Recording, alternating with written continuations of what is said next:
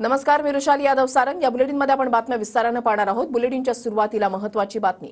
अहमद शाह अब्दाली नावाचा बाजार बुणगा शिवसेना संपवायची भाषा करतोय। अमित शहांच्या विधानावरून उद्धव ठाकरेंनी या शब्दात टीका केली आहे। तर ठाकरेंकडून फडणवीसांचं डिपॉझिट जप्त करण्याचं नागपूरकरांना आवाहन सुद्धा त्यांनी केलंय। शाह फडणवीसांवर ठाकरेंनी हल्लाबोल केला।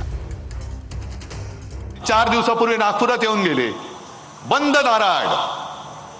काय उद्धव ठाकरेला संपवा, शरद पवारांना संपवा, त्यांचा पक्ष फोडा, कार्यकर्ते फोडा, बूथ लेवलवरचे कार्यकर्ते फोडा। अमित शहाजी, हे बंद दाराडचे धंदे तुमचे सोडा।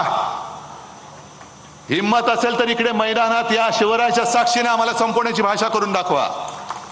हे येतात बाजार बुणगे उपरे आणि छत्रपती शिवरायाच्या महाराष्ट्राला गुलाम बनवण्याची भाषा करतात।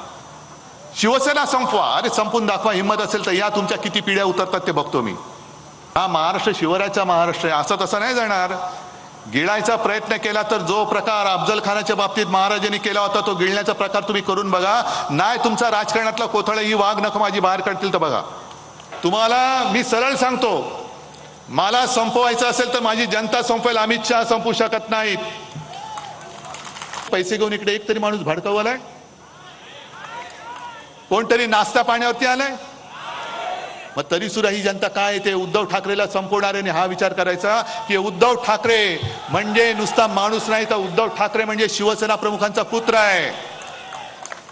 आणि मी तुम्हाला वचन देतोय, हे सरकार उलथून टाकायचं म्हणजे टाकायचंच।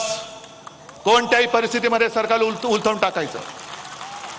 अगदी नागपुरामध्ये तुम्ही मगाशी कोण बोललात?